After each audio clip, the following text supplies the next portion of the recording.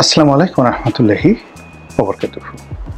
সম্মানিত দর্শক, হঠাৎ করে রাজনীতিতে আওয়ামী লীগের ফিরে আসা নিয়ে বেশ আলাপ আলোচনা হচ্ছে। ভারতের বিখ্যাত পত্রিকা আনন্দবাজার, সেখানে প্রবাসে থাকা বাংলাদেশের সাবেক প্রধানমন্ত্রী আওয়ামী লীগের সভানেত্রী শেখ হাসিনা একটি সাক্ষাৎকার দিয়েছেন ইন ডিটেইলস, এবং সেই সাক্ষাৎকারে তিনি যে সকল কথা বলেছেন, রাজনৈতিকভাবে তার কোনো কথা আপনি হয়তো তাচ্ছিল্য করতে পারেন, কিন্তু অস্বীকার করতে পারবেন না। এবং তিনি যে সকল কথাবার্তা বলেছেন সেই সকল কথা আপনি ছুঁড়ে ফেলে দিতে পারবেন না। বরং তার এই বক্তব্যের মধ্যে এবং এই সময়টিতে হঠাৎ করে আনন্দবাজার পত্রিকা সহ আরও দেশ বিদেশের বেশ কয়েকটি পত্রিকায় তিনি যে সাক্ষাৎকারগুলো দিচ্ছেন, সেই সাক্ষাৎকারের মাধ্যমে রাজনীতিতে আওয়ামী লীগের ফিরে আসা নিয়ে ব্যাপক আলাপ আলোচনা হচ্ছে। তিনি নিজে ফিরে আসতে চাচ্ছেন এবং তার যারা নেতাকর্মী দেশের বাইরে আছেন, অনেক শীর্ষ নেতা, যাদের মধ্যে ইন্টারনালি টেলিগ্রামের মাধ্যমে বা অন্যান্য যে সকল গ্রুপ রয়েছে, নিয়মিত রাজনৈতিক কর্মকাণ্ড পরিচালিত হয়। এটা গুপ্ত যুগের জামাতের যে অ্যাক্টিভিটিস ছিল, ঠিক অনেকটা সেই রকমভাবে তারা কিন্তু আলাপ আলোচনা করছেন।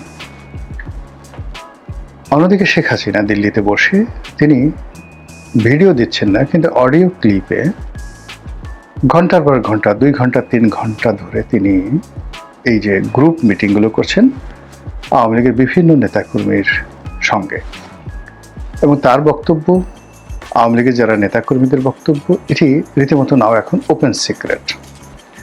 এবং অবাক করার বিষয় হলো যে শেখ হাসিনার সঙ্গে যারা বৈঠক করছেন, মিটিং করছেন, তাদের একটা বিরাট অংশ ভিডিওতে তাদের ফেস দেখাচ্ছেন এবং তারা বাংলাদেশে আছেন, যেটি সরকারের যে নিষিদ্ধ করা, আওয়ামী লীগকে নিষিদ্ধ করা এবং আওয়ামী লীগকে রাজনীতির বাইরে রাখা, এটার যে কৌশল, সেই কৌশলের জন্য রীতিমতো বুমেরাং এগুলো একটা।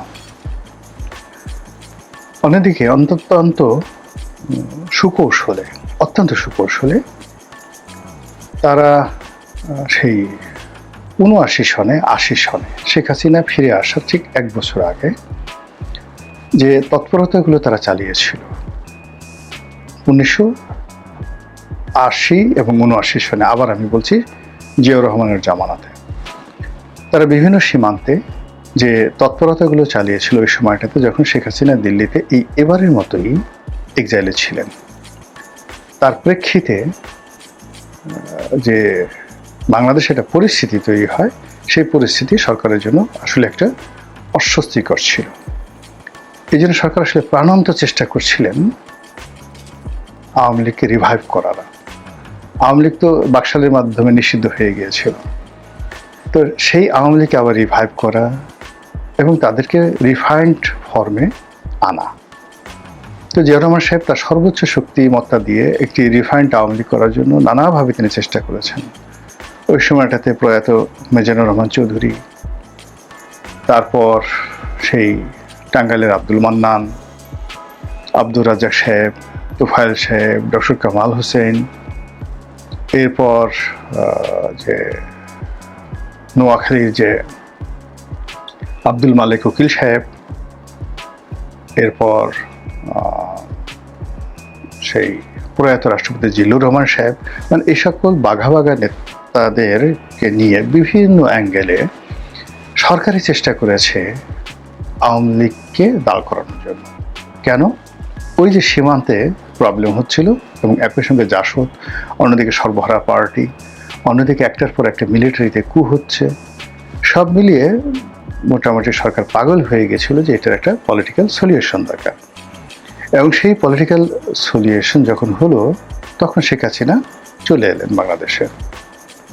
তো জিয়াউর রহমান সাহেবের সঙ্গে তিনি রাজনীতি করতে পারেনি। দুর্ভাগ্যজনক হলেও সত্যি যে তিনি আসার পরপরই খুব দ্রুত জিয়াউর রহমান সাহেব একটা নির্মম হত্যাকাণ্ডের শিকার হন। ফলে জিয়াউর রহমান সাহেবের যে আওয়ামী লীগকে কেন্দ্র করে একটা রাজনৈতিক মাস্টার প্ল্যান ছিল, সেই মাস্টার প্ল্যানটা আমরা আলোর মুখ দেখতে পারিনি। এরপর আর একটা সামরিক শাসন আসে, জিয়াউর রহমান সাহেবের পরিবর্তে এরশাদ আসেন, এবং আলটিমেটলি 3-4 বছর একটা খুব খারাপ অবস্থা চলে যায়। দেখেন তো, সেই 1979 থেকে বা 1980 থেকে 1984 পর্যন্ত, 80, 81, 82, 83, 84, এই 4টি বছর বাংলাদেশের রাজনীতিতে যে অবস্থা বিরাজ করেছিল, আপনি একটু সাধারণ একেবারে খুব কমন সেন্স নিয়ে এখন 2026, 27, 28, 29 এই সময়টিতে কি ঘটতে পারে আপনি একটু 1, 2, 3, 4, 5 এইভাবে সিরিয়াল দেন, কমন সেন্স দিয়ে সিরিয়াল দেন যে বাংলাদেশে কি ঘটতে পারে। আপনি নিশ্চিত লিখে রাখেন পয়েন্ট 1, 2, 3, তার মধ্যে দেখবেন যে সেই 1979 থেকে 1984 সন পর্যন্ত এই বাংলাদেশের রাজনীতিতে যা কিছু ঘটেছে ঠিক সেম ঘটনা আমাদের জাতির উপরে আবার রাক্ষসের মতো এসে চেপে পড়ার মতো শো শো করে আওয়াজ করছে, ঠিক সেম ঘটনা। তো যেটা বলছিলাম যে সেই কারণে যে রাজনীতির যে একটা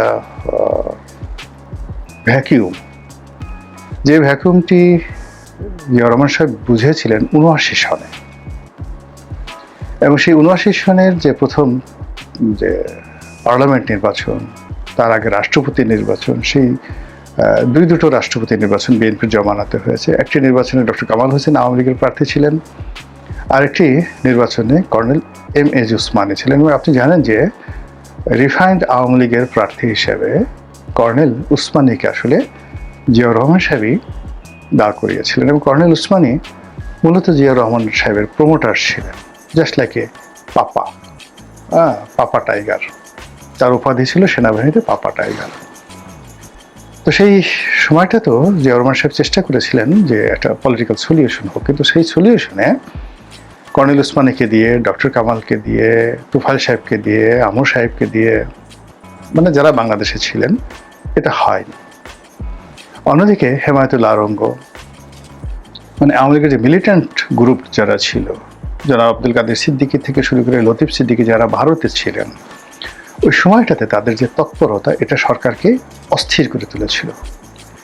এখন আপনি দেখেন আওয়ামী লীগের যত মিলিটেন্ট গ্রুপ রয়েছে, যুবলীগের যত মিলিটেন্ট গ্রুপ রয়েছে, যারা অস্ত্র পাওয়ার থেকে শুরু করে যে কোনো অপকর্ম বলেন, সুকর্ম বলেন, আওয়ামী লীগের তারা সবাই এখন এই যে জেলখানা থেকে ইসমাইল হোসেন সম্রাটকে মানে বের করে দেওয়া হয়েছে। এখন সম্রাট কোথায় আছে বলেন তো?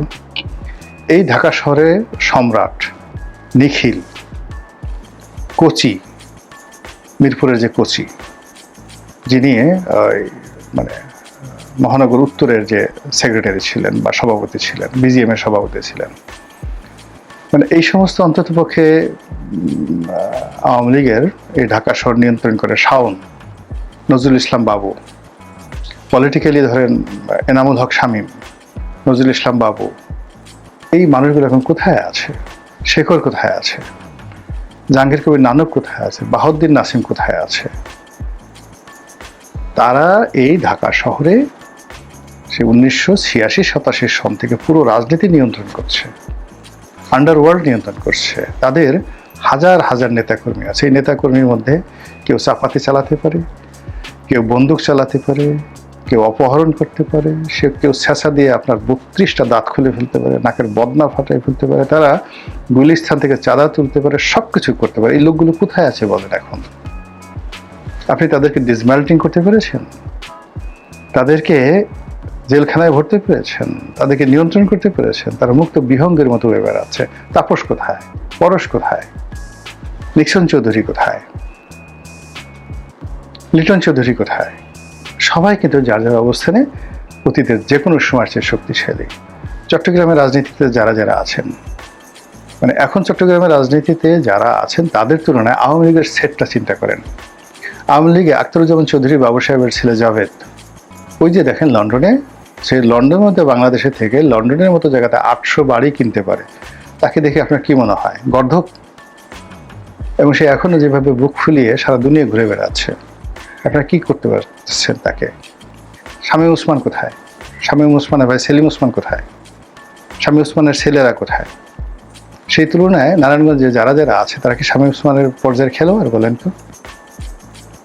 আচ্ছা, শামীম ওসমানের বাদ দেন, এখন নারায়ণগঞ্জের পরে আপনি নরসিংদীতে আসেন, আপনি সাভারে আসেন, মুরাজ্জং কোথায়?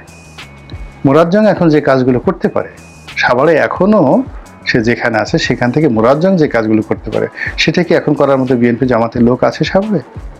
বলেন তো। চাঁদাবাজি করা একরকম, আর রাজনীতি করা ইজ টোটালি ডিফারেন্ট থিং। এখন কি করছেন, আওয়ামী লীগের যে সমস্ত লোক আবর্জনা, এখন এনামকে ধরেছে, এনাম, ডাক্তার এনাম তো সাভারের কিছু না, নাথিং, জিরো। কিন্তু সাভারে ধরেন চেয়ারম্যান ছিল সাইফুল, চেয়ারম্যান থেকে সাথে এমপি হয়েছে, সাইফুল কোথায়? মুরাজ্জং, সাইফুল, এই দুজনই তো পুরো সাভারের যে আন্ডারওয়ার্ল্ড, সেই আন্ডারওয়ার্ল্ডটা তারা নিয়ন্ত্রণ করতে পারে। এরপরে যারা উপজেলা চেয়ারম্যান ছিল, মুরাদের প্রতিদ্বন্দ্বী, সাইফুলের প্রতিদ্বন্দ্বী, সেই পুরো গ্রুপটা তারা কোথায় আছে? তাদের কাউকে গ্রেপ্তার করতে পারছেন? 17 বছর যারা সাভার নিয়ন্ত্রণ করেছে। তো এখন